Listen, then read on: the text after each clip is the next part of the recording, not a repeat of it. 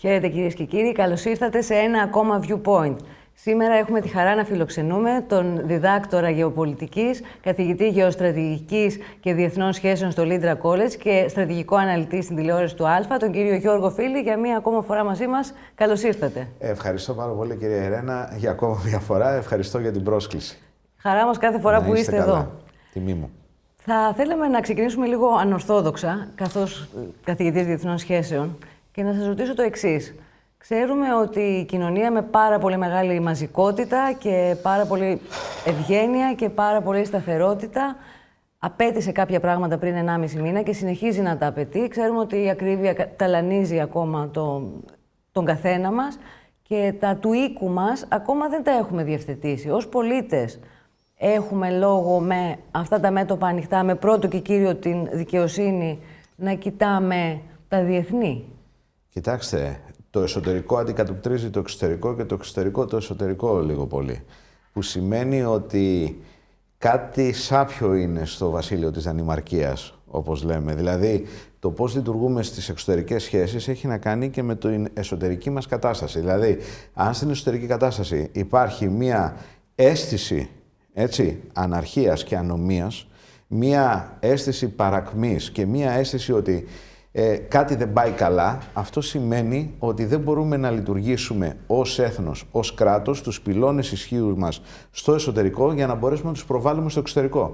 Έχετε απόλυτο δίκιο ότι πραγματικά ένα κράτος και ένας λαός και ένα έθνος το οποίο βρίσκεται σε αποδρομή, το κάστρο πέφτει πρώτα από μέσα, ξέρετε.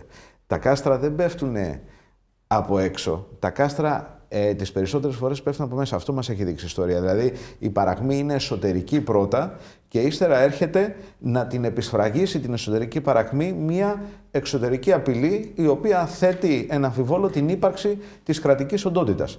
Λοιπόν, δυστυχώς, κυρία Ιρένα μου, κυρία Αργύρη, είμαστε σε αυτού του τύπου την κατάσταση.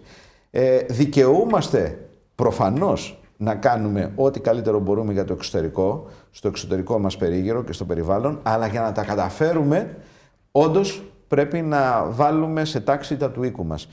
Όταν έχεις 2 εκατομμύρια ανθρώπους, τουλάχιστον, να έχουν βγει έξω και άλλα 7-8 εκατομμύρια να αντιλαμβάνονται ότι κάτι έχει πάει στραβά και πρέπει να δοθούν οι σωστές απαντήσεις, όταν οι περισσότεροι Έλληνες αγωνίζονται για τα προστοζήν και δεν μπορούν να σκεφτούν κάτι άλλο, καταλαβαίνετε ότι ο αγώνας της επιβίωσης τους αποτρέπει από το να σκεφτούν κάτι παραπέρα.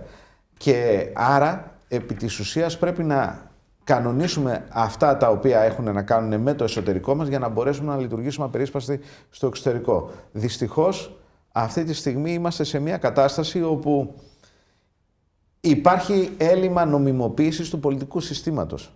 Αυτό βλέπουμε αυτή τη στιγμή, κυρία Αργύρη. Ιστορικά και ομαλά, αυτό πώς αλλάζει?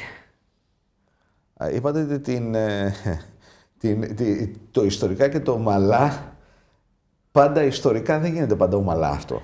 Γι' αυτό το καταλαβαίνω, είστε ευφιέστατοι. Από την εμπειρία σας, με ποιο τρόπο μας έχει διδάξει η ιστορία μας ότι μπορούμε ομαλά, δεδομένης της μαζικότητας? Πρώτον κύριο, να καταλάβουμε ότι όντως υπάρχει πρόβλημα. Γιατί, ξέρετε, το να προσποιείς ότι δεν υπάρχει πρόβλημα και ότι όλα βαίνουν καλώς, είναι η σίγουρη συνταγή προς την καταστροφή, όπως γίνεται αντιληπτό. Λοιπόν, δεν θα πω ότι ζούμε τις τελευταίες μέρες της πομπίας, όμως ζούμε μια παρατεταμένη παρακμιακή κατάσταση στο εσωτερικό, το οποίο αντικατοπτρίζεται από την υπογεννητικότητα της χώρας μέχρι και το πώς οι άνθρωποι αντιλαμβάνονται το πολιτικό μας σύστημα. Λοιπόν, άρα το ζήτημα είναι πώς αλλάζει. Το πώς αλλάζει είναι πρέπει να αναλάβουν όλοι οι θεσμοί τις ευθύνες τους. Θα πρέπει δηλαδή να καταλάβει και το πολιτικό σύστημα ότι πρέπει να δώσει στον κόσμο αυτό το οποίο επιζητά με πολιτισμένο τρόπο και διαμαρτύρεται αυτή τη στιγμή, γιατί καταλαβαίνετε ότι αν συμβεί οποιοδήποτε, ατύχημα, υπάρχει συσσωρευμένη οργή, κυρία Αργύρη. Το οποίο αντικατοπτρίζεται και και αυτό μπορεί να πάει σε ένα σενάριο μη ομαλότητος. Έτσι. Άρα λοιπόν, ο ελληνικός λαός σίγουρα χρειάζεται σταθερότητα. Ο ελληνικός λαός σίγουρα χρειάζεται σιγουριά, αλλά επίσης ο ελληνικός λαός σίγουρα χρειάζεται να αντιλαμβάνεται ότι ζει σε ένα ευνομούμενο και δημοκρατικός και μια λειτουργική δημοκρατία. Άρα λοιπόν θα πρέπει αυτοί οι οποίοι έχουν την πολιτική εξουσία να αναλάβουν τις ευθύνες τους. Το δικαστικό σύστημα, όπως είπατε, είναι πάρα πολύ σημαντικό. Δηλαδή, το δικαστικό σύστημα, κυρία Αργύρη, πρέπει να είναι πυλώνας δημοκρατίας. Δεν πρέπει να είναι δημόσιος υπάλληλος, ο οποίος να εξαρτάται από τον πολιτικό. Και εκεί πρέπει να κάνουμε μια άλλη συζήτηση για το πώς πρέπει να είναι το πολιτικό σύστημα. Ίσως μια πρόταση, ποια θα πρέπει να είναι η σχέση του, η λειτουργική, με το κράτος. Έτσι.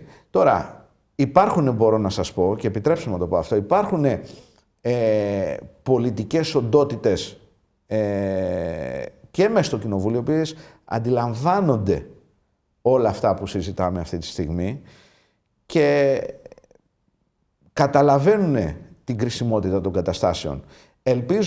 Ελπίζω όλοι αυτοί να συναντηθούν με όλους εμάς εκτός Κοινοβουλίου, αλλά που ενδιαφερόμαστε για την πατρίδα, και να υπάρξει κάποιο τύπου συνεννόηση λαού με το πολιτικό σύστημα και τους άλλους πυλώνες λειτουργίας του κράτους, για να μπορέσουμε να το αλλάξουμε. Θα μου πείτε, μιλάω με γενικότητες. Δεν μπορώ να μιλήσω με ειδικότητες. Είναι πολύ αισιόδοξη η πρόταση, έτσι όπως τη θέτετε. Αυτό που μπορώ να σας πω είναι ότι αν δεν αλλάξουμε, αυτό που έλεγε ένας πρωθυπουργός, αν δεν αλλάξουμε θα βουλιάξουμε, και αυτό δεν έχει να κάνει με την οικονομία αυτή τη στιγμή. Έχει να κάνει με όλα. Τα κάστρα στις διεθνείς σχέσεις καταραίουν, και το ξαναλέω, εκ των έσω πρώτα. Δηλαδή, πρώτα αποσαφρώνεται η δομή μιας κοινωνίας, η δομή ενός λειτουργικού κράτους, το οποίο γίνεται μη λειτουργικό, και μετά έρχεται ο εξωτερικός παράγοντας και το επισφραγίζει με μια καταστροφή. Για να αποφύγουμε την εξωτερική καταστροφή, έτσι, γιατί ξέρετε, αυτό που είπατε, το μη ομαλό, μπορεί να γίνει είτε να συμβεί κάτι εσωτερικά, το οποίο να είναι η σπίθα που θα δημιουργήσει μια πυρόσφαιρα, να το πω έτσι, στο εσωτερικό, ή μπορεί να γίνει κάτι στο εξωτερικό, το οποίο να οδηγήσει σε ριζικές αλλαγές στο εσωτερικό, αλλά τότε, όπως καταλαβαίνετε, μια γεωπολιτική καταστροφή δεν διορθώνεται, ή θα πάρει γενιές ή θα πάρει αιώνες για να διορθώσεις μια γεωπολιτική καταστροφή. Για να αποφύγουμε λοιπόν γεωπολιτικές καταστροφές, αλλά να αποφύγουμε και μια εσωτερική πυρόσφαιρα, καλό είναι ο καθής από το μετερίζει στο οποίο είναι να αναλάβει τις ευθύνες του, να γίνουν οι αλλαγές που πρέπει, να μην προσποιούμαστε ότι υπάρχουν αλλαγές. Δηλαδή δεν μπορούν οι δικαστικοί, να σας το πω διαφορετικά πολύ απλά, οποιοσδήποτε Έλληνας είτε είναι σε χωριό ο οποίος έχει λιγότερη εγκύκλια, να το πω έτσι, μόρφωση, ή ο πολύ μορφωμένος να βλέπει ένα δικαστικό και να το φτύνει. Δεν γίνεται αυτό το πράγμα. Δεν μπορούμε να λειτουργήσουμε έτσι. Και ξέρετε, θα το μετανιώσουμε πάρα πολύ, διότι ο κόσμος είναι πολύ επικίνδυνος αυτή τη στιγμή στο διεθνές σύστημα και ψάχνουν, όπως βλέπετε όλοι, ειδικά οι γύρω μας, προσπαθούν να βρουν οποιοδήποτε σημάδι αδυναμίας της γειτονικής χώρας για να το εκμεταλλευτούν. Άρα λοιπόν θέλουμε και εσωτερική ηρεμία και εξωτερική ασφάλεια. Για να γίνουν αυτά θα πρέπει ο Έλληνας πολίτης να αισθάνεται τουλάχιστον ασφαλής με το κράτος του. Και να σας πω και κάτι άλλο. Πώς θα του ζητήσεις του άλλου να υπερασπιστεί την πατρίδα? Και θα σου πει, ποια πατρίδα ρε? Θα σου πει, εσύ που σε φτύνουνε και υποκρίνεσαι ότι βρέχει. Ποια πατρίδα? Για ποιο λόγο? Για ποιον? Εκεί λοιπόν καταλαβαίνετε ότι δεν μπορείς να το απαντήσεις. Τι θα του πεις? Άμα το ελληνικός λαός αισθάνεται ότι οι ίδιες του ηγεσίες προδίδουν την εμπιστοσύνη του, πώς ακριβώς οι ηγεσίες μετά θα ζητήσουν από τον Έλληνα να θυσιαστεί για την πατρίδα? Δηλαδή, ακούω, έχω φίλους ανθρώπους, τους ακούμε να μιλάνε στην τηλεόραση και να λένε, ξέρετε, τα μεγάλα τα λόγια. Και το μόνο που λαμβάνουν είναι ένα ειρωνικό χαμόγελο, για να μην πω κάτι άλλο, από αυτούς που τους ακούνε. Θα επανέλθουμε στα πώς διαμορφώνουμε την κοινωνία μας. Αυτό θα έπρεπε, ναι. Σίγουρα. Αλλά ας κάνουμε πρώτα την συζήτηση για τα διεθνή, που είναι αμιγώς ο τομέας σας. Όποιο κανάλι και να ανοίξουμε τις τελευταίες μέρες, μιλάμε για τους δασμούς. Πότε και πώς θα εφαρμοστούν, πώς θα επηρεάζουν τα χρηματιστήρια ή τις αγορές. Από την άλλη, ακούμε ότι θα ρίξουν τις τιμές των καυσίμων, οπότε θα μειώσουν και το κόστος ζωής μας. Θα ρίξουν τα επιτόκια, επίσης ωφέλιμα. Οπότε, τι πρέπει να κρατήσουμε από την όλη εικόνα για τους δασμούς? Ποιος είναι ο στόχος τους? Πώς θα επηρεάσουν την ζωή μας, όχι τα χρηματιστήρια? Και μήπως μπορούν να αξιοποιηθούν ως ευκαιρία για να δημιουργήσουμε μια πραγματική οικονομία? Λοιπόν, κοιτάξτε. Οι δασμοί για τις Ηνωμένες Πολιτείες, αυτό το οποίο κάνει ο κύριος Ερντογάν, λοιπόν, ο κύριος Τραμπ, κάνει το εξής. Προσπαθεί να αλλάξει όλο το διεθνές σύστημα. Προσπαθεί μέσω του οικονομικού, έχει καταλάβει ότι η γεωοικονομική ισχύς έχει να κάνει με τη γεωπολιτική ισχύ ενός κράτους. Δεν είναι τυχαίο να δείτε ότι στο Λευκό Οίκο, αυτά που τις ανακοινώσεις του γράφει ότι οι δασμοί, επί της ουσίας, μάλλον όχι οι δασμοί, τα εμπορικά ελλείμματα των ΗΠΑ σε σχέση με την Κίνα, ας πούμε, επηρεάζουν ζήτημα εθνικής ασφαλείας των ΗΠΑ. Όταν λέει λοιπόν ο Αμερικανός Πρόεδρος ότι ένα εμπορικό έλλειμμα είναι ζήτημα εθνικής ασφαλείας, εμείς το ξέρουμε από τα μνημόνια πώς καταλήξαμε. Όντως είναι ζήτημα εθνικής ασφαλείας και λέει αλήθεια. Άρα σημαίνει ότι είναι και πολύ σημαντικό. Άρα λοιπόν τι προσπαθεί να κάνει ο κ. Τραμπ? Προσπαθεί επί της ουσίας να επαναφέρει την παγκοσμιοποίηση στα μέτρα των ΗΠΑ. Όταν ξεκίνησε το φαινόμενο της παγκοσμιοποίησης, η διαδικασία της παγκοσμιοποίησης ξεκίνησε μετά τον πρώτο πόλεμο του κόλπου επί της ουσίας, έτσι, με τον τότε George Bush, τον πρεσβύτερο να το πω έτσι, όπου μίλησε για τη νέα παγκόσμια τάξη. Η νέα παγκόσμια τάξη επί της ουσίας δεν ήταν ότι εγώ θα κάνω μια φιλελεύθερη οικονομία και μια ανοιχτή οικονομία σε όλο τον πλανήτη για να υποφεληθούν οι Κινέζοι ή οποιοδήποτε άλλοι. Επί της ουσίας ήταν για να φτιάξει μια παγκοσμιοποίηση, όπως το λέμε στις διεθνείς σχέσεις, με αμερικανικά χαρακτηριστικά.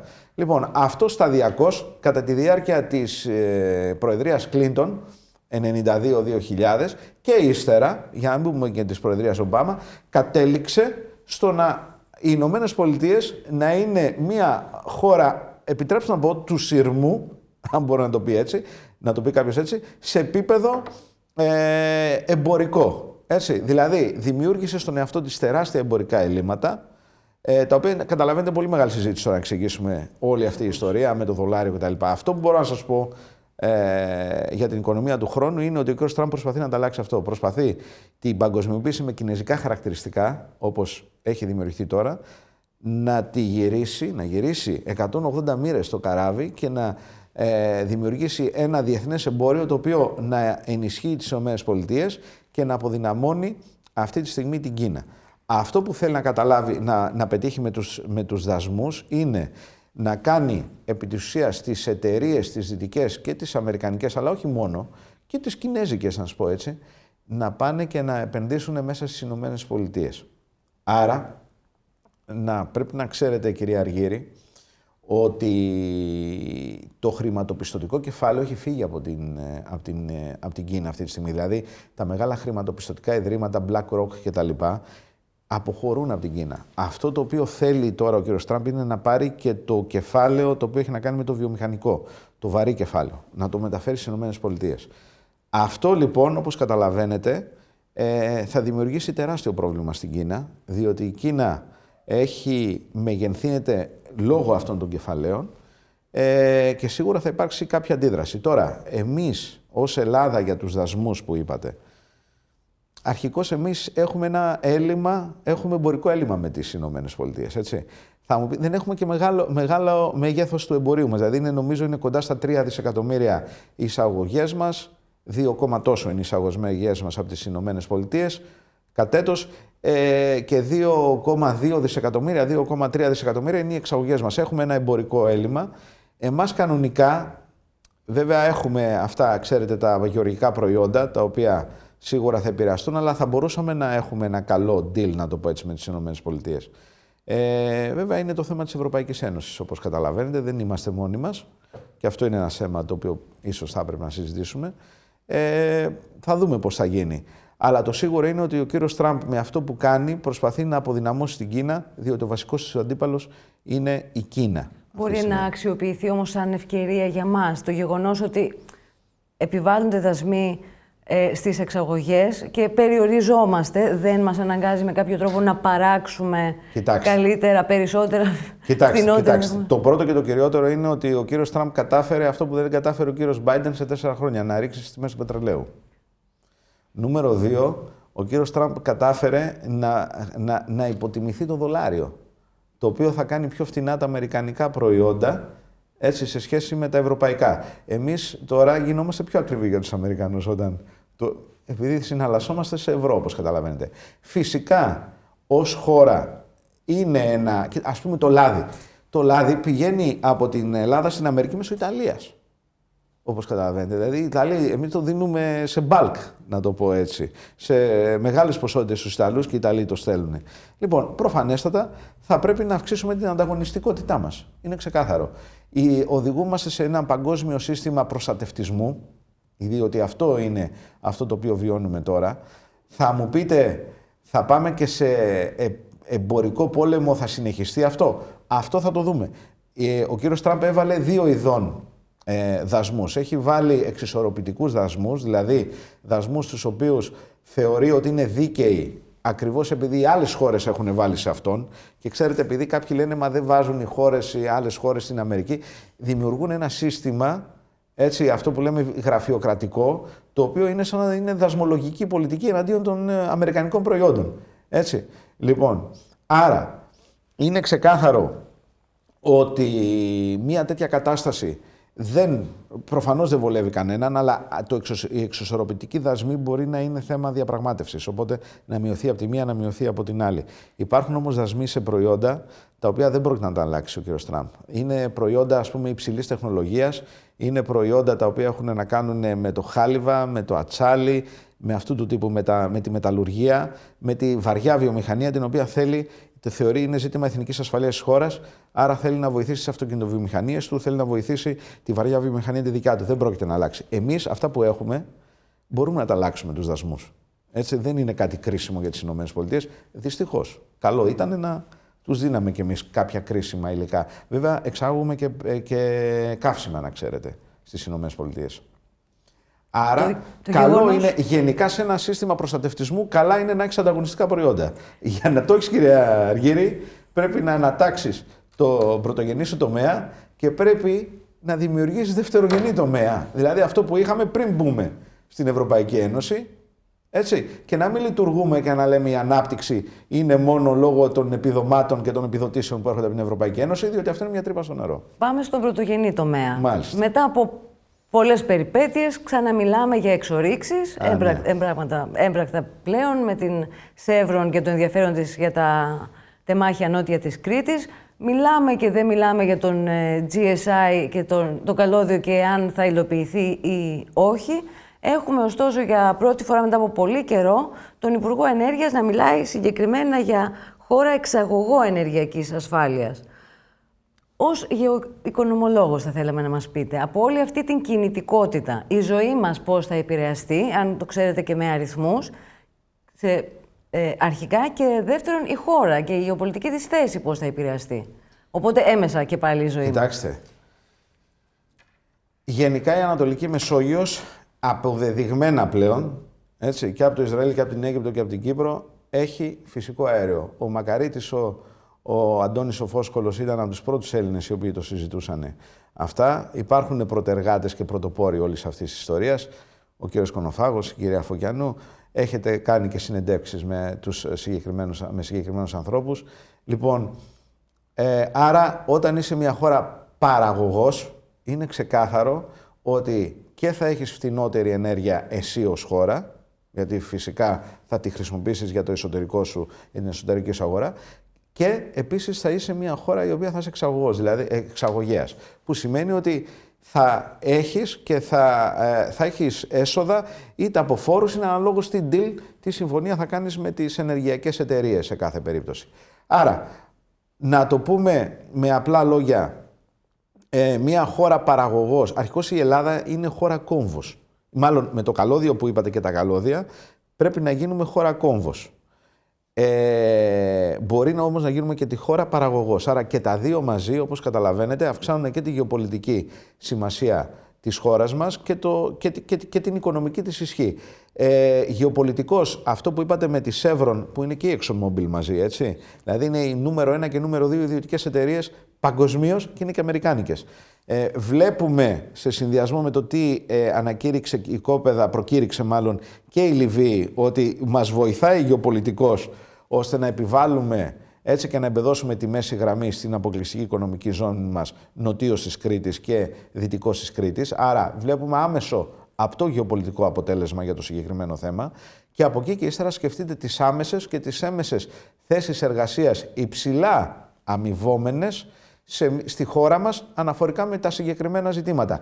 Ήδη στην Κύπρο, κυρία Αργύρη, ξέρετε ότι περνάνε στο εκπαιδευτικό σύστημα, προσπαθούν να τους δημιουργήσουν οι Κύπροι αδερφοί μας, έτσι, κουλτούρα, πώς να πω, μάλλον όχι κουλτούρα, να μάθουν τα παιδιά για τα ζητήματα της ενεργειακής ασφάλειας και της εξόρυξης και τους υδρογονάνθρακες. Πολύ αισιόδοξο.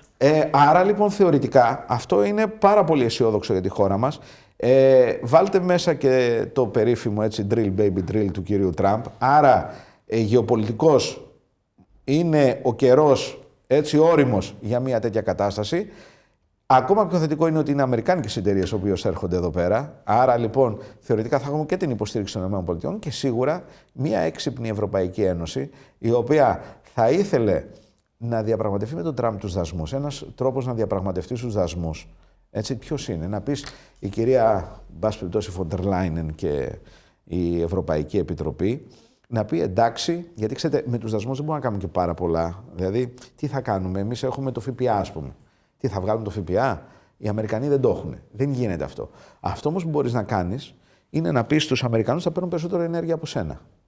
Έτσι, για να μειώσω το ισοζύγιο, το εμπορικό, δηλαδή να μην έχουν τόσο έλλειμμα εμπορικό ισοζύγιο οι Αμερικανοί σε σχέση με τους Ευρωπαίους.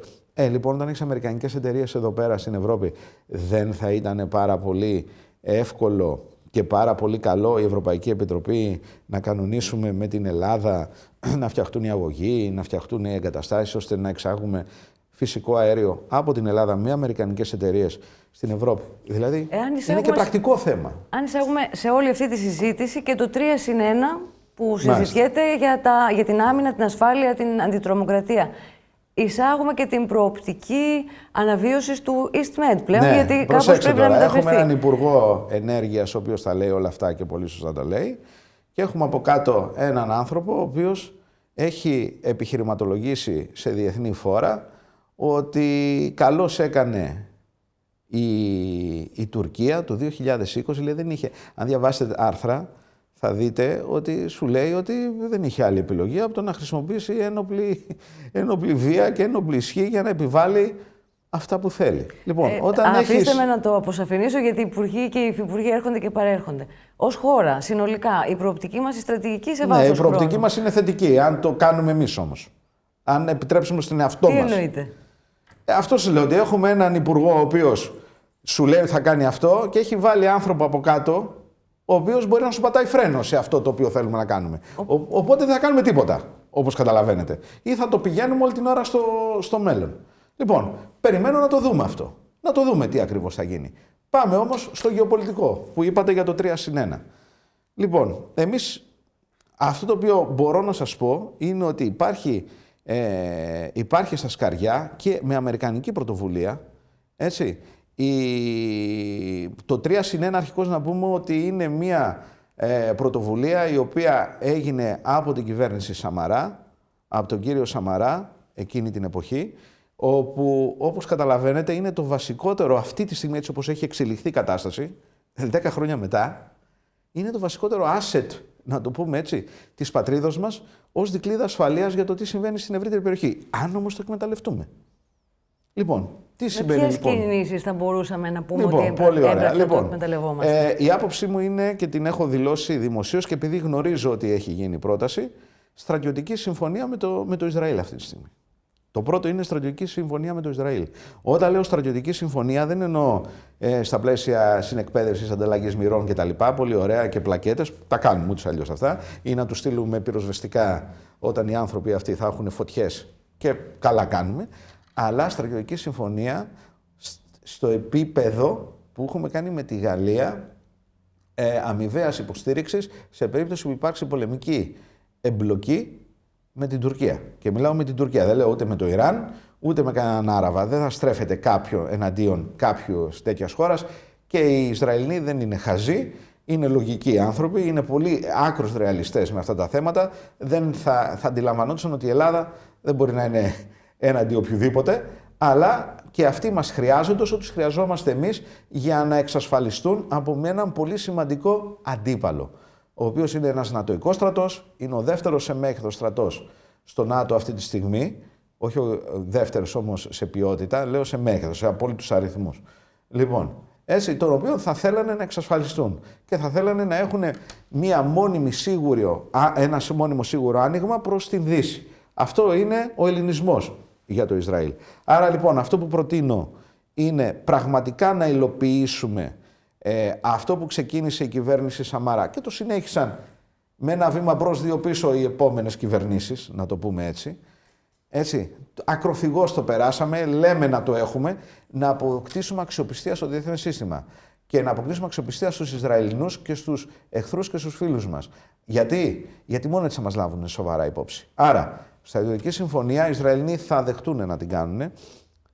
Ακόμα, προσέξτε κυρία Αργυρή, ακόμα και να το πω έτσι και δεν λέω να έχουμε χαρτιά, φωτογραφίες κτλ. Γιατί γενικά οι Ισραηλινοί έχουν εταίρους, δεν έχουν συμμάχους. Άμα το δείτε με τους Αμερικανούς έχουν υπογράψει συμφωνία επίσημη, αλλά να γνωρίζουν και να γνωρίζουμε και να γίνει αυτό, έτσι, να επικοινωνηθεί στην διεθνή κοινότητα, δεν είναι κακό, ότι θα είμαστε μαζί.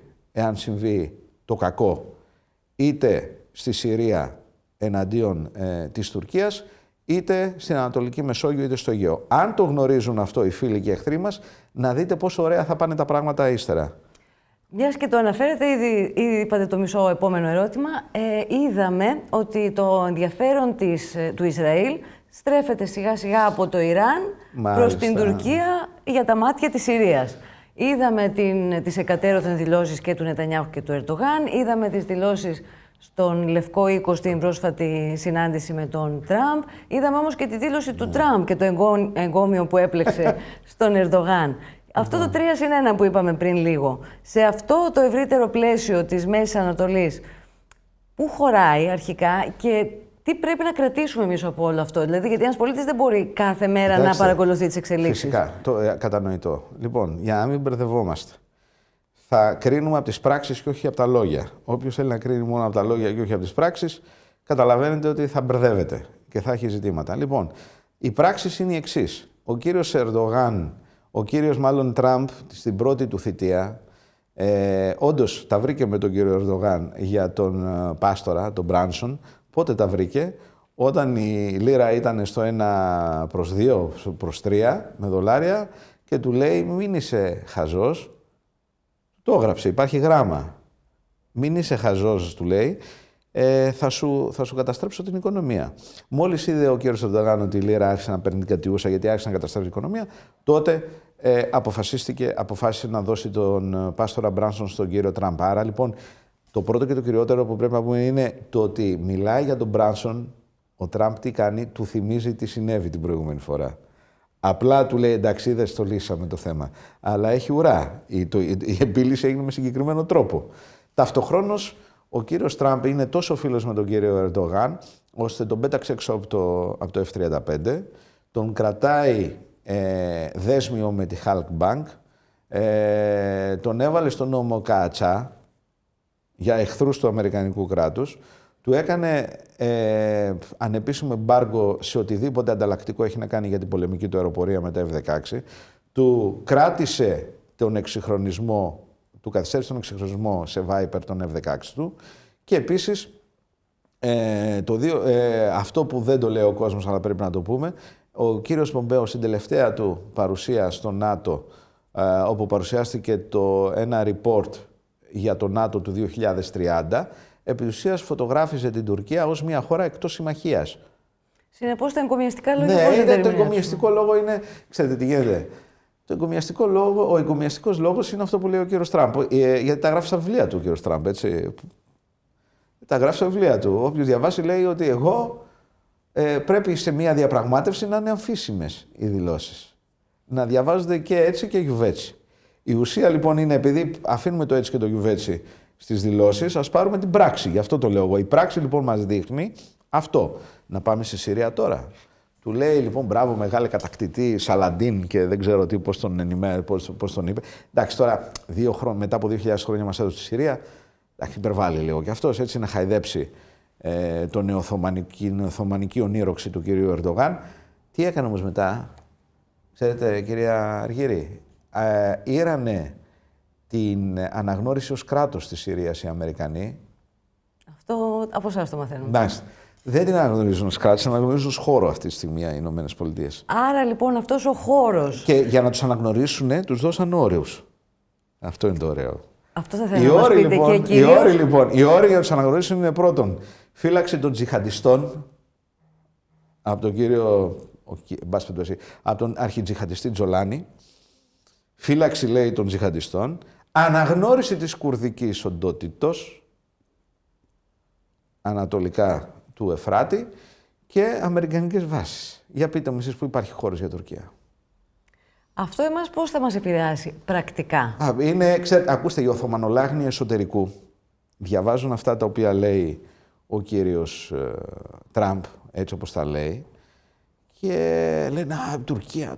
Αυτό που συνέβη λοιπόν, και σας λέω την πραγματικότητα και μπορείτε να τη δείτε, είναι ότι ο κύριος Ερντογάν, μάλλον όχι, ο κύριος Τραμπ του δημιουργεί τέτοια συνθήκη στον κύριο Ερντογάν στη Συρία να αποχωρήσει με την ουρά στα σκέλια ή να αποφασίσει να κάνει κάτι για να επιβάλλει την νεοοθωμανική του φαντασίωση, αν όχι ονείροξη, να τον εμπλέξει σε πολεμική αντιπαράθεση σε μια περιοχή η οποία δεν είναι κράτος αυτή τη στιγμή και να αναγκάσει τους τζιχαντιστές, τους οποίους πλήρωσε, για να αναγνωριστούν, να χτυπήσουν τους ίδιους τους Τούρκους. Καταλάβατε. Εδώ λοιπόν εμείς, ενώ συμβαίνουν αυτά, κυρία Αργύρη, έχουμε τον Υπουργό Εξωτερικών να μας λέει ότι εν ευθέτω χρόνο θα ασχοληθούμε με το καλώδιο. Πείτε μου εσείς, αν είστε Αμερικανός, αν είστε Εβραίος, Ισραηλινός, συγγνώμη, αν είστε Γάλλος, αν είστε Αιγύπτιος, πώς ακούς τον Έλληνα όταν σου λέει αυτό και τη στιγμή που συμβαίνουν όλα τα άλλα πράγματα, όταν έχεις το 3+1, όταν, κυρία Αργύρη, ετοιμάζεται, οι Αμερικανοί θέλουν να περάσουν νομοσχέδιο, για δημιουργία κοινής μονάδας Ισραηλινών, Ελλαδιτών, Κυπρίων και Αμερικανών στη Σούδα για έλεγχο των ενεργειακών υποδομών στην Ανατολική Μεσόγειο και αντιτρομοκρατικές επιχειρήσεις, που ξέρετε τι σημαίνει αυτό. Δεν είναι ότι θα μαζευτούμε 100 άτομα και θα βγάζουν οι Ισραηλοί φωτογραφίες στα όμορφα Χανιά μας, ας πούμε, και θα τρώμε έτσι τα υπέροχα κρητικά φαγητά. Σημαίνει ότι για να φτιάξει μια τέτοια μονάδα θα χρειάζεσαι κοινό intelligence, κοινό command and control, χρειάζεσαι κοινή αεροπορική πτέρυγα, χρειάζεσαι κοινή αεροναυτική πτέρυγα, χρειάζεσαι κοινή εκπαίδευση. Τεράστια αναβάθμιση για εμάς, σε περίπτωση που γίνεται. Και προσέξτε και κάτι άλλο πολύ σημαντικό. Έχετε ακούσει ποτέ οι Ισραηλοί να έχουν κοινή μονάδα στρατιωτική με κάποια άλλη χώρα? Σας το λέω, είμαστε τρελοί. Είναι τρελό αυτό που συμβαίνει στη χώρα αυτή τη στιγμή. Είναι τρελό. Δηλαδή, σου δίνουνε μπροστά στο τραπέζι σου το απλώνουνε όλα. Εγώ δεν λέω να κάνεις πόλεμο με την Τουρκία. Εγώ λέω να υπερασπιστείς τα συμφέροντά σου και έχεις μαζί σου και πέραν του διεθνούς δικαίου βασικούς γεωπολιτικούς παράγοντες, οι οποίοι δεν είναι ότι σου βαράνε το χέρι και την πλάτη και σου λένε πήγαινε και θα έρθω. Σου λένε είμαι εδώ. Είναι πώς θα διαπραγματευτείς μαζί τους, τι θα τους πεις για να σε πάρουν στα σοβαρά και θα μπορέσεις να υλοποιήσεις κάτι το οποίο το διεθνές δίκαιο το επιβάλλει, έτσι δεν είναι? Και όπως αρέσκεται ο κύριος Υπουργός Εθνικής Άμυνας να μιλάει, το Σύνταγμα της Ελλάδος το επιβάλλει. Πάμε και στα ευρωπαϊκά. Ναι. Ακούμε λοιπόν για τον επανεξοπλισμό της Ευρώπης. Μάλιστα. Αυτό που θα ήθελα να σας πω για την Ελλάδα είναι σαφές, γιατί χρειάζεται εξοπλισμό και για την Κύπρο αντίστοιχα, ίσως και για την Πολωνία. Χρειαζόμαστε όμως πραγματικά, εάν τελειώσει ο πόλεμος στην Ουκρανία, επανεξοπλισμό της Γερμανίας. Θα ήταν, δηλαδή μπορεί να είναι αφελές, αλλά ο καλύτερος τρόπος για την ασφάλειά μας είναι να δημιουργήσουμε όπλα που δεν ξέρουμε αν αύριο μεθαύριο θα αξιοποιηθούν εξανάγκης της οικονομίας για κάποιο πόλεμο ή να δημιουργήσουμε μια οικονομία, να επαναφέρουμε τεχνολογία, βιομηχανική παραγωγή, εξορίξεις, αγροτική παραγωγή. Κοιτάξτε, πριν 3 χρόνια λέγαμε εμείς, όταν ξεκίνησε ο πόλεμος στην Ουκρανία, μου είχατε κάνει την τιμή, και σας είπα, ο βασικός χαμένος μετά την Ουκρανία, τότε έπαιρνα και ρούβλια που λέγω ότι θα χάσει η Ουκρανία. Λοιπόν, και έλεγα, θα χάσει. Εντάξει, οι άνθρωποι χάνουν. Πολεμάνε, προσέξτε, δεν ηρωνεύομαι, έτσι, τον Ουκρανικό λαό, ούτε τις Ουκρανικές Ενόπλες Δυνάμεις. Δηλαδή, οι Ουκρανικές Ενόπλες Δυνάμεις, θέλω να το υπογραμμίσω αυτό για να μην παρεξηγηθώ. Ο δεύτερος πιο μπαρουτοκαπνισμένος στρατός στον πλανήτη μετά το Ρώσικο είναι ο Ουκρανικός. Έτσι. Έχουν πολεμήσει, έχουν εκατομμύρια νεκρούς. Έτσι. Απλά πολεμάνε με τη Ρωσία και φαίνεται ότι αυτή τη στιγμή δεν μπορούν να ελέγξουν το 20% της χώρας τους. Έτσι. Άρα λοιπόν, επί του εδάφους έχουν χάσει έδαφος. Άρα η Ουκρανία έχει χάσει. Έχει χάσει πολύ, έχει χάσει λίγο. Έχει νικήσει η Ρωσία πολύ, έχει χάσει η Ρωσία πολύ. Αυτό θα το δούμε στο τέλος. Τι ακριβώς έχει συμβεί. Έτσι. Λοιπόν, την κλείνω την παρένθεση προς αποφυγή οποιασδήποτε παρεξήγησης. Τότε λοιπόν λέγαμε ότι ο δεύτερος βασικός χαμένος ήταν η Ευρώπη και ειδικά η Γερμανία. Η Γερμανία, λέγαμε, θα αναγκαστεί να επανεξοπλιστεί, αλλά όπως καταλαβαίνετε, δεν μπορεί να επανεξοπλιστεί με γερμανικά όπλα. Κατά βάση. Θα εξοπλιστεί, φυσικά. Έχει. Αλλά κατά βάση θα είναι ελεγχόμενο από τις ΗΠΑ αυτό, κύριε Αργύρη. Το θέλουμε όμως. Το θυμάστε που τα λέγαμε. Φυσικά το θυμάμαι. Λοιπόν, τώρα αν το θέλουμε, αν εδώ. είναι ελεγχόμενο από τις ΗΠΑ, δεν με απασχολεί ιδιαιτέρως. Αν όμως είναι αυτόνομο και δούμε ξανά την Bundeswehr, ας πούμε, να γίνεται Wehrmacht, να το πω έτσι, πραγματικά δεν θα είναι καλό για την Ευρώπη. Πολύ λίγοι στην Ευρώπη θα θέλουν να δουν μια επανεξοπλισμένη Γερμανία. Να σας το πω και μέσα στη Γερμανία σε τελική ανάλυση. Γιατί υπάρχουν Γερμανοί οι οποίοι αντιλαμβάνονται, ξέρετε, δεν υπάρχει αυτό στην ανθρώπινη ιστορία. Τα 80 χρόνια είναι πολύ λίγα. Είναι πάρα πολύ λίγα. Έτσι, μπορεί να θα μου πείτε είναι 2 γενιές, αλλά είναι πάρα πολύ λίγα και μένει το τι έχει συμβεί. Λοιπόν, σε πραγματικό επίπεδο, κοιτάξτε, είναι τι θέλουμε να κάνουμε με την Ευρωπαϊκή Ένωση. Αν η Ευρωπαϊκή Ένωση πρόκειται να γίνει και Ευρωπαϊκή και Ένωση και πρέπει να παίξει το ρόλο της στο τρίγωνο Ρωσία, Κίνα, Ηνωμένες Πολιτείες και θα υπάρχει και ένας τέταρτος στην παρέα ως Ευρωπαϊκή Ένωση, εγώ θα σας πω καλώς θα κάνουμε. Αλλά επειδή δεν πρόκειται να έχουμε ούτε Ευρωπαϊκή ούτε Ένωση, έτσι, και όντως υπάρχει ο κίνδυνος της μιας γερμανικής αναβίωσης του μιλιταρισμού, είναι όντως σωστό είναι το ερώτημά σας και είναι επικίνδυνο. Δηλαδή, αν οι Γερμανοί λειτουργήσουν αυτόνομα, καλό είναι να μην γίνει τίποτα τέτοιο. Αν λειτουργήσουν μέσα σε ένα πλαίσιο, είτε πραγματικά ευρωπαϊκό, είτε, γιατί και ξέρετε στο ευρωπαϊκό εμείς θα έχουμε λόγο, γιατί είμαστε τέταρτη δύναμη στρατιωτική στην Ευρώπη. Φαίνεται όμως να αρχίζει να έχει λόγο και η Τουρκία. Μάλιστα. Αυτό λοιπόν είναι το θέμα πάλι τι θα κάνουμε εμείς. Όπως καταλαβαίνετε. Το ερώτημα όμως ήταν κατά βάση για τους λαούς. Δηλαδή, ως κοινωνίες ευρωπαϊκές, αυτό που χρειαζόμαστε είναι όπλα τα οποία δεν θα ξέρουμε τι να τα κάνουμε όταν τελειώσει ο πόλεμος. Δεν πρόκειται να έχουμε όπλα. Κοιτάξτε, δεν πρόκειται να έχουμε όπλα στο τι να τα κάνουμε υπό την έννοια ότι κάπως να επεκταθούμε. Κοιτάξτε, οι Ηνωμένες Πολιτείες λένε κάτι πολύ απλό αυτή τη στιγμή. Σου λένε ότι εγώ έχω εμπορικό έλλειμμα και έχω πρόβλημα οικονομικό. Γιατί όλα αυτά τα χρόνια εσύ ήσουν πιο φτηνός από μένα, επειδή εμένα το δολάριο είναι σκληρό νόμισμα, οπότε μου κέρδιζες τις αγορές. Έβαζες δασμούς φανερούς ή μη φανερούς και δεν πουλούσε τα προϊόντα και επίσης στήριζες τις οικονομίες σου στο γεγονός ότι εγώ σου πούλαγα στρατιωτική προστασία. Οπότε αυτό το πράγμα πρέπει να το δούμε μέσα στα πλαίσια των ΗΠΑ, όχι μέσα στα πλαίσια της Ευρώπης. Δηλαδή, σου λέει ο Τραμπ, αδερφέ, 2% και θα πας στο 5% όπως είμαι και εγώ. Για να είμαστε ίσα. Άρα λοιπόν δεν είναι ότι θέλει να εξοπλιστούν οι Ευρωπαίοι, είναι ότι θέλει να αποδυναμωθούν γεωοικονομικούς και να γιατί έτσι δεν θα μπορούν ούτε να παράξουν τόσο πολύ και φυσικά θα αρχίσουν να δημιουργούνται και δικά τους ελλείμματα, όπως καταλαβαίνετε. Άρα οι Αμερικανοί έχουν σκοπό. Δεν είναι ο σκοπός να κάνει κοινή ευρωπαϊκή στρατιωτική κτλ. Δεν υπάρχει, ούτε πρόκειται να φύγουν από το ΝΑΤΟ οι Αμερικανοί. Αυτά τα παραμυθάκια ήταν σαν αυτό που έλεγαν με τον Brexit. Θα φύγει, λέει, το Λονδίνο, λέει. να μείνει στην Ευρωπαϊκή Ένωση. Το θυμάστε τις καφρίλες που ακούγαμε και στην Ελλάδα. Εδώ ήταν πολύ μεγαλοσχήμονες αναλυτές που λέγανε κάτι τέτοια πράγματα. Λοιπόν, άρα νομίζω ότι έτσι πρέπει να το δούμε. Δεν είναι θέμα λοιπόν αν οι λαοί οι ευρωπαϊκοί το θέλουν, μάλλον τους το επιβάλλουν όπως καταλαβαίνει ο κύριος Τραμπ το συγκεκριμένο θέμα. Τώρα, από εκεί και ύστερα, να πούμε δύο πράγματα σε αυτό και να το συνδυάσουμε και με τους δασμούς. Γιατί σας είπα δεν θα έχουμε ούτε Ευρωπαϊκή ούτε Ένωση. Γιατί, κυρία Αργύρη, συμβαίνει το εξής πολύ ωραίο εντός εκτός εισαγωγικών. Θα πάει η κυρία Μελώνη τώρα στις ΗΠΑ να διαπραγματευτεί.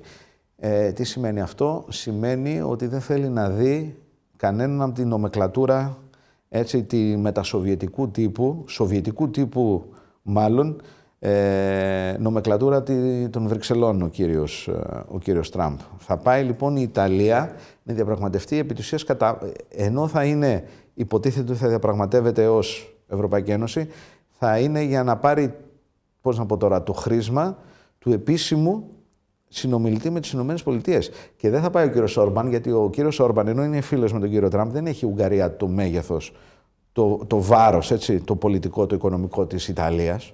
Έτσι. Θυμηθείτε που είχαμε πει ότι η Ιταλία θα παίξει ρόλο και η Ιταλία έχει πολύ μεγάλες φιλοδοξίες και στη Μεσόγειο και τα λοιπά. Και στον ΆΙΜΕΚ. Και στον ΆΙΜΕΚ και τα λοιπά, θα τα πούμε. Αλλά, λοιπόν, τι σημαίνει αυτό? Ότι βαδίζουμε αργά αλλά σταθερά σε μία περίπτωση να αρχίσουν τα κράτη να διαπραγματεύονται κατά μόνας με τις ΗΠΑ. Τα κράτη της Ευρωπαϊκής Ένωσης. Ξέρετε τι σημαίνει αυτό, κύριε Αργύρη? Αυτό σημαίνει το εξής. Τι σημαίνει κοινή αγορά? Κοινή αγορά σημαίνει ελεύθερη διακίνηση προϊόντων, υπηρεσιών, κεφαλαίων και ανθρώπων, συν ένα ακόμα. Να έχουμε κοινή δασμολογική πολιτική έναντι τρίτων. Όταν λοιπόν θα πάει η Ελλάδα, η Ιταλία, η Ισπανία να διαπραγματευτεί επισήμως ή ανεπισήμως κατά μόνας με τους Αμερικανούς, σημαίνει ότι καταρρέει η κοινή δασμολογική πολιτική. Ξέρετε τι σημαίνει αυτό? Καταρρέει η έννοια της Τελωνειακής Ένωσης. Άρα καταρρέει και η έννοια της κοινής αγοράς στην Ευρώπη. Και εδώ σας έρχομαι, πάλι τι λέγαμε πριν 3 χρόνια. Αν καταλαβαίνω καλά, λέτε ότι αυτή η διαδικασία θα αποδυναμώσει την Ευρωπαϊκή Ένωση. Και σας κάνω reference στο τι λέγαμε παλιά, ότι δεν θα καταρρεύσει η Ευρωπαϊκή Ένωση, δεν θα κλείσουμε το μαγαζί. Αλλά από την κοινή αγορά, θυμάστε το λέγαμε, από την κοινή αγορά θα πάμε σε μια επίπεδο ζώνη ελευθερού εμπορίου. Γιατί δεν θα λειτουργεί η Τελωνειακή Ένωση. Άρα λοιπόν, κοιτάξτε, ο Τραμπ επί της ουσίας δίνει στην Ευρώπη δύο επιλογές. Η πρώτη επιλογή είναι διαλυθείτε, αυτή, ή είναι αυτό που είπανε 0-0 δασμούς, κάπως έτσι το είπαν. Αυτό ξέρετε τι σημαίνει? Αυτό σημαίνει ότι θα σε απορροφήσω. Δηλαδή, είτε θα μου έρθεις όλος, άρα η Ευρώπη δεν θα παίζει με τους Κινέζους, δεν θα παίζει με τους Ρώσους, σίγουρα όμως δεν θα παίζει με τους Κινέζους. Καταλάβατε? Εάν μια χώρα έχει τόσο τεράστια παραγωγή και τέτοια φιλοδοξία όσο δείχνουν αυτή τη στιγμή οι Ηνωμένες Πολιτείες και μια Ευρωπαϊκή Ένωση που έχει κεφάλαια αλλά δεν έχει παραγωγή τόσο μεγάλη, το 0-0 δασμοί τι θα σήμαινε για χώρες όπως την Ελλάδα, για παράδειγμα, που έχει πολύ λιγότερη παραγωγή? Κοιτάξτε, εμείς αυτό που πρέπει να κάνουμε είναι να δημιουργήσουμε ένα εσωτερικό πλαίσιο ως χώρα της Ευρώπης ή χώρα κατά μόνας η οποία θα πρέπει να διαπραγματευτεί με τις Ηνωμένες Πολιτείες, ώστε να μπορέσουμε να ανατάξουμε τον πρωτογενή τομέα μας και να προσπαθήσουμε να φέρουμε όσο το δυνατόν γίνεται τη δευτερογενή τομέα κάποιου τύπου επαναβιομηχάνηση της πατρίδος μας. Λοιπόν, αυτός πρέπει να είναι ο βασικός σκοπός της κάθε ελληνικής κυβέρνησης από εδώ και πέρα. Είτε λειτουργούμε μέσα στην Ευρώπη, όπου αυτό σημαίνει αναβίωση του TTIP, άμα θυμάστε. Ήταν μια συμφωνία που κατέρευσε επί Τραμπ. Δηλαδή δεν προχώρησε το 2016, όταν βγήκε ο Τραμπ ως πρόεδρος των ΗΠΑ. Το συζήταγε ο Ομπάμα, από το 2013 νομίζω, μέχρι το 2016 ήταν η συζήτηση, για κάποιο τύπου ζώνη ελευθέρου εμπορίου μεταξύ Ευρωπαϊκής Ένωσης και Αμερικής. Αλλά αυτό προφανώς ο Τραμπ θέλει να το μετεξελίξει με αλλαγή, να κάνει επανατοποθέτηση των ΗΠΑ στη διεθνή κονίστρα και μετά με άλλους όρους να έρθει και να ελέγξει την Ευρωπαϊκή Ένωση. Δηλαδή, εμένα, αν μου πείτε, θεωρώ ότι το πρώτο σενάριο των Αμερικανών είναι αυτό. Είναι να πάρουν όλη την Ευρώπη, όχι να μιλάνε με τον καθένα ξεχωριστά. Αν δεν λειτουργήσει έτσι, θα λειτουργήσουμε με έναν τέτοιο τρόπο ώστε να αποδυναμωθεί η Ευρώπη, ώστε να μιλάνε με τον καθένα ξεχωριστά, έτσι ώστε να μην μπορεί να λειτουργήσει η Ευρωπαϊκή Ένωση. Και αυτό θα γίνει, όπως είπατε, θα μας αναγκάσουν με εξοπλισμούς. Άρα λοιπόν να μην δίνουμε σε ανάπτυξη οικονομική τα έσοδά μας. Θα μας αναγκάσουν να παίρνουμε φυσικό αέριο από τις Ηνωμένες Πολιτείες. Αυτός είναι ένας άμεσος τρόπος επί της ουσίας να κατευνάσει στο Τραμπ ως Ευρωπαϊκή Επιτροπή, θα έπρεπε να το κάνουμε τώρα, για να μειωθεί κάπως το εμπορικό ισοζύγιο, το έλλειμμα για τους Αμερικανούς σε κάθε περίπτωση. Και βέβαια, όπως καταλαβαίνετε, και με μια προσπάθεια διέρη και βασίλευε, όπως συμβαίνει αυτή τη στιγμή μέσα στην Ευρωπαϊκή Ένωση. Εμείς, είτε με τον έναν τρόπο, είτε με τον άλλον τρόπο, πρέπει να επιβιώσουμε. Και αυτό που πρέπει να κάνουμε, έρχομαι στο αρχικό σας ζήτημα, ότι είναι θεσμικό το θέμα της Ελλάδος. Η πατρίδα μας έχει πρόβλημα θεσμικής λειτουργίας. Λοιπόν, για να λειτουργήσουν όλα αυτά που λέτε ή που λέμε, πρέπει κάπως να μην υπάρχουν καρτέλ, κάπως η λειτουργία της δικαιοσύνης να μπορεί να είναι με έναν τέτοιο τρόπο ώστε να μπορέσει να καταλαβαίνει ο επενδυτής ότι εδώ θα βρει δικαιοσύνη. Θα πρέπει να έχεις φτηνή ενέργεια. Έτσι δεν είναι? Θα πρέπει να έχεις φτηνή ενέργεια. Άρα λοιπόν θα πάμε στο ζήτημα το ενεργειακό και το τι ακριβώς κάνουμε με τις εξορίξεις ή τι ακριβώς δεν κάνουμε. Θα πρέπει να έχεις ασφάλεια. Κανένας επενδυτής δεν θα έρθει σε μια χώρα η οποία δεν είναι ασφαλής. Έτσι. Άρα λοιπόν όλα αυτά που λέτε πραγματικά όντως κλείνουν έναν κύκλο και έρχονται στο αρχικό σας ερώτημα. Τι πρέπει να κάνει? Δηλαδή δεν θέλω να πω, γιατί ακούγεται πολιτικάτικο το επανίδρυση του κράτους. Είναι πολιτικάτικο, γιατί το έχουν πει πολλοί. Πρέπει να κάνουμε μια εκ των έσω αναγέννηση. Γιατί αν δεν την κάνουμε από μόνοι μας, θα μας την κάνουμε το ζόρι. Δεν ξέρω αν καταλαβαίνετε.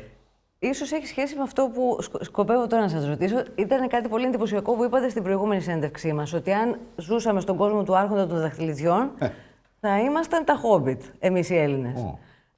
Μπορεί να μην μας τιμά φαινομενικά, αλλά είμαστε ήρωες της ιστορίας. Θα θέλαμε να μας εξηγήσετε, αν γίνεται σε λίγα λεπτά, τι σημαίνει αυτό και σε σχέση με αυτό που μόλις πριν είπατε. Δηλαδή, ότι χρειαζόμαστε μία αναγέννηση, θα το πω εγώ, της κοινωνίας και του κράτους μαζί.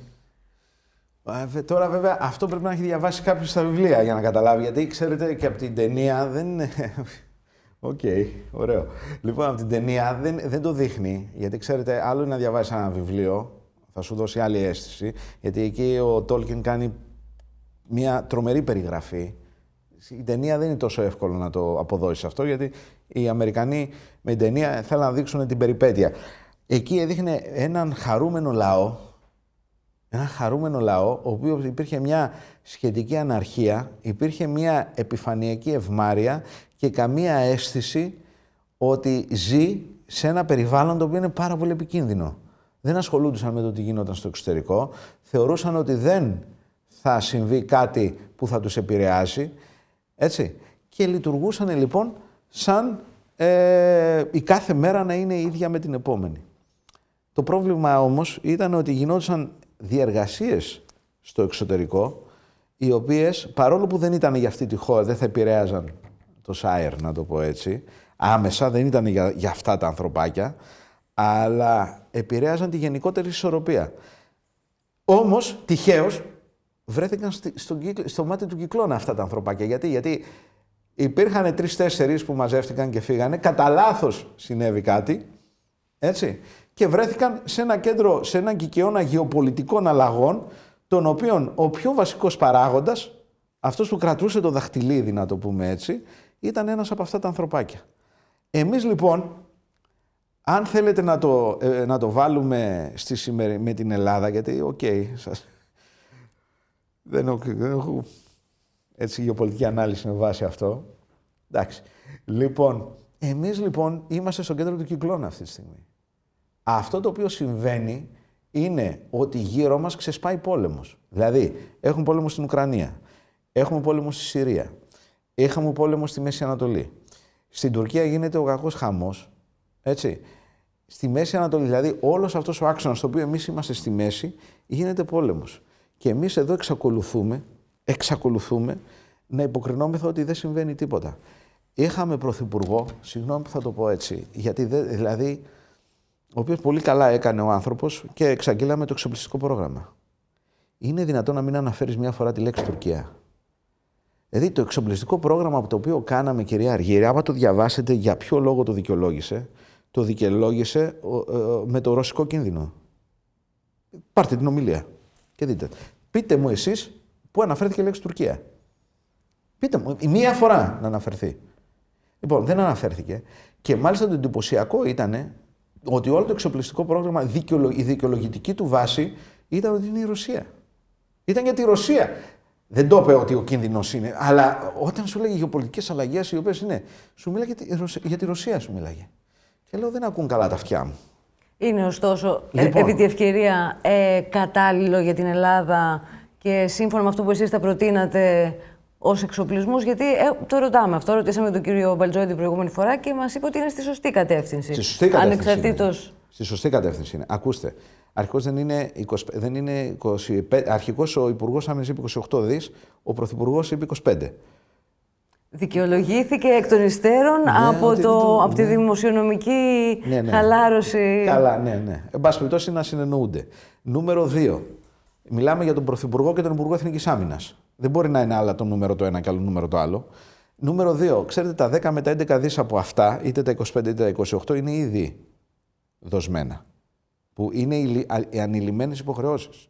Προσέξτε. Τα F-16, τα υπόλοιπα, τα Viper δεν έχουν πληρωθεί όλα. Οι Μπελαρά δεν έχουν πληρωθεί όλες. Τα F-35 τα οποία ήδη τα έχουμε κλείσει. Δηλαδή θέλω να σας πω, από αυτά τα 25 ή 28 όπως το θέλει ο καθής, τα 10 με 11 είναι ήδη όξο, να το πω έτσι. Θα μου πείτε δεν είναι, θα πάρουμε. Αλλά μην το περνάμε ότι κάνουμε κανένα υπερπρόγραμμα. Για να το πούμε οικονομικά. Δηλαδή, αν είναι 12ετές, μετρήστε πόσο μένει το υπόλοιπο, μένει σε εξοπλισμούς περίπου 1,5 δις το χρόνο. Εγώ δεν σας πω ότι είμαι υπερφύαλος, θέλω 5 δις ή οτιδήποτε, προφανώς. Αλλά μην το λέμε ότι γίνεται και κάτι τρομερό. Το αυτονόητο γίνεται. Στη σωστή κατεύθυνση. Και κυρίως χαίρομαι πάρα πολύ που συμβάλλετε κι εσείς και όσοι δημοσιολογούμε για το πολεμικό ναυτικό. Φαίνεται ότι θα γίνουν οι κινήσεις και αυτό που γίνεται με τις Ιταλικές φρεγάτες, εάν και εφόσον ολοκληρωθεί με τις Μπεργαμίνι, εγώ είμαι απολύτως υπέρ. Γιατί είναι σκάφη τα οποία λίγο πολύ ήθελε το πολεμικό ναυτικό εδώ και 20 χρόνια. Τα συζητούσε. Είναι σύγχρονα σκάφη καινούρια, δεν είναι λόγω παλαιότητας. Δεν φεύγουν από τους Ιταλούς λόγω παλαιότητας. Φεύγουν γιατί τα αντικαθιστούν γρήγορα. Οι Ιταλοί είναι πλοία, αν έρθουν τα επόμενα 1-2 χρόνια, 3, θα είναι πλοία 12-13 ετών, δηλαδή καινούρια. Έτσι. Άρα είναι στη σωστή κατεύθυνση. Εγώ αυτό το οποίο έχω να πω είναι η ασπίδα του Αχιλλέα, έτσι όπως έχει ονομαστεί, είναι και πιασάρικο και το μάρκετινγκ είναι ωραίο, συμφωνώ απολύτως. Είναι πολύ φιλόδοξο. Δεν είμαι ειδικός να σας πω πώς θα κοστίσει ακριβώς όλο αυτό. Αλλά ξέρετε ποιο είναι το πρόβλημα? Το πρόβλημα είναι ότι όλα θα έρθουν μετά το 2030. Καταλάβατε, αυτό είναι το. Δυστυχώς θα μου πείτε, κάνουν ό,τι μπορούν αυτή τη στιγμή. Δεν αντιλέγω. Απλά εγώ αυτό που λέω είναι ότι δυστυχώς θα πρέπει να προχωρήσουμε και σε κάποιες λύσεις άμεσης ανάγκης, γιατί τα σύνορα θα αλλάξουν μέχρι το 2030. Αλλάζουν μέχρι το 2030. Δεν εννοώ τα ελληνικά, ενώ τα σύνορα αλλάζουν μέχρι το 2030. Μετά το 2030, αν δεν έχει καταστραφεί ο πλανήτης, θα έχουμε μια νέα πραγματικότητα. Δεν ξέρω αν καταλαβαίνετε. Το απευχόμαστε φυσικά να καταστραφεί. Ναι, προφανώς. Ποια εκτιμάτε ότι θα είναι αυτή η νέα πραγματικότητα? Ποια? Εκτιμάτε ότι θα είναι αυτή η νέα πραγματικότητα. Πώς θα είναι τα σύνορα το 2030? Προφανώς τα σύνορα θα αλλάξουν στην Ουκρανία. Είναι ξεκάθαρο. Η Ουκρανία δεν θα είναι αυτή που θα είναι. Θα δούμε αν θα φτάσουμε σε κεχηρία. Προσέξτε, δεν είναι ακόμα. Δεν συζητώ καν για ειρήνη. Θα δούμε αν θα φτάσουμε σε κεχηρία και αν θα φτάσουμε σε ειρήνη. Αυτή τη στιγμή, δηλαδή, αν και εγώ αν ήμουν Πούτιν, δεν θα το σταματούσα. Τώρα. Δεν θα το σταματούσα γιατί αυτή τη στιγμή είναι σε πολύ δύσκολη κατάσταση οι Ουκρανοί και θα το πίεζα για να πάρω ό,τι περισσότερο μπορώ. Ο χρόνος δεν είναι υπέρ των Ουκρανών, είναι υπέρ των Ρώσων. Και εναντίον των ανθρώπων ζώων, φυσικά. Η Ουκρανία είναι de facto, έχουν αλλάξει τα σύνορα. Η Συρία, μετά από αυτό που σας είπα και με τους Αμερικανούς, ξέρετε τι υπονοείται? Είναι ότι, παιδιά, η Συρία είναι ένας χώρος στον οποίο είναι σαν το που κάνουν το wrestling. Οι Αμερικανοί μπαίνουν όλοι μέσα ένα ring. Εγώ κατάλαβα κάτι για διαμελισμό, έτσι όπως το Αυτό είπατε. σου λέω. Άρα λοιπόν θα πλακώσουν μεταξύ τους. Οι Ισραηλοί ήδη έχουν καταλάβει περιοχές νοτίως. Θεωρώ ότι το Ισραήλ έχει κάποιο όριο εκεί, γιατί είναι πολύ κοντά οι νότιες περιοχές στη Δαμασκό. Δεν φαντάζομαι ότι σκοπεύουν να μπουν στη Δαμασκό. Σκοπεύουν όμως σίγουρα είτε να ενοποιήσουν αυτή την περιοχή, είτε να ελέγχουν αυτή την περιοχή των Δρούζων, οι οποίοι είναι και αυτοί νότια της Δαμασκού και ζητάνε αυτονομία κι αυτοί. Υπάρχει πλέον, γνωρίζουμε ανατολικώς, οι Κούρδοι και οι φυλές, οι οποίες είναι συμμαχικές μαζί τους ανατολικώς του Εφράτη, και υπάρχει πλέον και στην περιοχή της Λατάκιας και της Ταρτούς, που είναι οι Αλαουίτες, οι οποίοι γίναν τα επεισόδια, οι σφαγές πριν 2 εβδομάδες, άμα θυμάστε, 3 εβδομάδες, όπου και αυτοί έχουν ζητήματα. Άρα λοιπόν θέλω να πω ότι εκεί υπάρχει περίπτωση να δούμε πραγματικά να σταθεροποιηθούν κάποια διαφορετικά σύνορα. Άρα εγώ μπορώ να σας πω, βορείως και νοτίως από εμάς, ως το ΣΑΕΡ που είμαστε και μιλάμε για τα διεθνές δίκαιο και μας ενδιαφέρει, εν πάση περιπτώσει, μόνο τα οίκου μας, σαν να μην τρέχει τίποτα με το εξωτερικό, σαν είμαστε ήρεμα νερά, ξέρετε. Λοιπόν, έτσι είχαν και τα Χόμπιτ είχαν ήρεμα νερά. Λοιπόν, έχουμε βορείως και νοτίως από εμάς ή ανατολικός από εμάς, όπως το δείτε. Άρα τα σύνορα αλλάζουν. Έχουμε λοιπόν 2 περιοχές που αλλάζουν τα σύνορα. Από εκεί και ύστερα, αν η κατάσταση με τις ΗΠΑ και την Κίνα εκτραχυνθεί, καταλαβαίνετε ότι μέρος όλης αυτής της ιστορίας μπορεί να έχουμε στην Ταϊβάν. Μια περίπτωση. Έτσι. Εκεί τα σύνορα επισήμως, όπως καταλαβαίνετε, η Ταϊβάν είναι μεν ανεξάρτητο, αλλά μάλλον είναι αυτόνομο. Είναι θέμα ερμηνείας εκεί. Ναι, είναι θέμα ερμηνείας, αλλά ναι, δεν είναι θέμα ερμηνείας άμα οι Κινέζοι αποφασίσουν να μπουν. Έτσι. Και επίσης είναι ξεκάθαρο ότι εκεί όντως θα έχουμε μεγάλες ιστορίες, γιατί οι Ηνωμένες Πολιτείες δεν πρόκειται να αφήσουν την Ταϊβάν, και ειδικά με αυτή την κυβέρνηση. Τραμπ, όπως καταλαβαίνετε. Άρα τα σύνορα αλλάζουν, κύριε Αργύρη. Και να σας πω κάτι άλλο. Και η Ευρωπαϊκή Ένωση, άμα πάμε στο σενάριο που είπαμε ο καθένας με τους δασμούς να κάνει ό,τι θέλει, ο χάρτης ο μπλε που βλέπουμε της Ευρωπαϊκής Ένωσης δεν θα είναι. Θα είναι φαντασιακός χάρτης, δεν θα είναι πραγματικός χάρτης κοινής αγοράς. Μπορεί να είναι μόνο κατόνομα κοινή αγορά, αλλά να μην είναι κοινή αγορά. Να πάμε ξανά στη δεκαετία του 60 πίσω. Τώρα δεν σας λέω, τώρα μπορούμε να πιάσουμε κι άλλους. Μπορούμε να πάμε το Κωσυφοπαίδιο, μπορούμε να πάμε τη Βοσνία. Αλλά εγώ σας λέω για αυτά που ήδη έχουμε, που φαίνεται ότι de facto το ένα έχει αλλάξει, είναι ξεκάθαρο στην Ουκρανία. Και στη Συρία, έτσι όπως το φέρνουν οι Αμερικανοί, είναι σαν να σου λένε, παιδιά, όποιος προλάβει μέσα. Τώρα θα δούμε τους Τούρκους τι θα γίνει. Εάν έχουμε όμως ένα κουρδικό κράτος, ναι, μόρφωμα στη Συρία, και έχουμε ήδη στο Ιράκ. Τελείως αυτό. Υπάρχουν κάποιοι Κούρδοι στην Τουρκία. Τι γίνεται σε αυτή την περίπτωση? Δηλαδή θα οδηγηθούν τα πράγματα προς την Τουρκία? Κοιτάξτε, στην Τουρκία τα πράγματα είναι πάρα πολύ δύσκολα. Η Τουρκία, όπως καταλαβαίνετε αυτή τη στιγμή, μετά και με τα τελευταία γεγονότα με τον κύριο Ιμάμογλου, βαδίζει σε ατραπούς τις οποίες δεν μπορεί κάποιος δηλαδή δεν μπορεί να χαρτογραφήσει άμεσα. Δηλαδή ο κύριος Ερντογάν αυτή τη στιγμή πραγματικά παίζει με τη φωτιά. Δηλαδή, ενώ ταυτοχρόνως έχει βάλει τον κατά τεκμήριο επόμενο πρόεδρο της Τουρκίας, σύμφωνα με τη Λαϊκή Βούληση, στη φυλακή, έτσι, ταυτοχρόνως επεκτείνεται και στη Συρία. Δηλαδή, έχει βάλει απέναντί του το μισό τουρκικό λαό τουλάχιστον και το Ισραήλ απ' την άλλη μαζί με τις Ηνωμένες Πολιτείες. Τα εξηγήσαμε, έτσι, τα χαϊδέματα είναι για τις φωτογραφίσεις. Λοιπόν, όπως καταλαβαίνετε, αν σε αυτό βάλεις ότι θα έχεις και ένα κουρδικό μόρφωμα, το οποίο, ξέρετε, οι Ηνωμένες Πολιτείες ξεφορτώνουν όπλα στο κουρδικό αυτό μόρφωμα τώρα που συζητάμε, ξεφορτώνουν. Καταλαβαίνετε ότι δεν νομίζω ότι είναι τόσο απλή η κατάσταση στην Τουρκία, και θα σας βάλω κι άλλη μια παράμετρο για το κουρδικό, πώς συνδέεται. Είπατε, σωστά, ότι η Τουρκία πλέον θεωρείται πολύ σημαντικός κίνδυνος για το Ισραήλ. Όντως, άμα βάλουμε πριν 2 μήνες στην επιτροπή του Νάγκελ, έτσι, του Γιάκοβ Νάγκελ, του πρώην Σύμβουλου Εθνικής Ασφαλείας του Ισραήλ, όπου είπε ότι το Ισραήλ πρέπει να ετοιμάζεται για πόλεμο με την Τουρκία. Και μάλιστα έβγαλε και κανονικό εξοπλιστικό πρόγραμμα τι πρέπει να κάνει. Έτσι. Λοιπόν, και δεν είναι τυχαίο ότι από όλο το report που έφτιαξε την αναφορά για την κυβέρνηση, οι συγκεκριμένες σελίδες που αναφέρουν την Τουρκία τις δημοσιοποίησαν οι Ισραηλοί. Δεν είναι δημοσιοποιημένο όλο. Να σου πω, ναι, καταλαβαίνετε. Αυτό έχει τη σημασία του, λοιπόν. Όμως ταυτοχρόνως έχουμε κινήσεις και προς το Ιράν.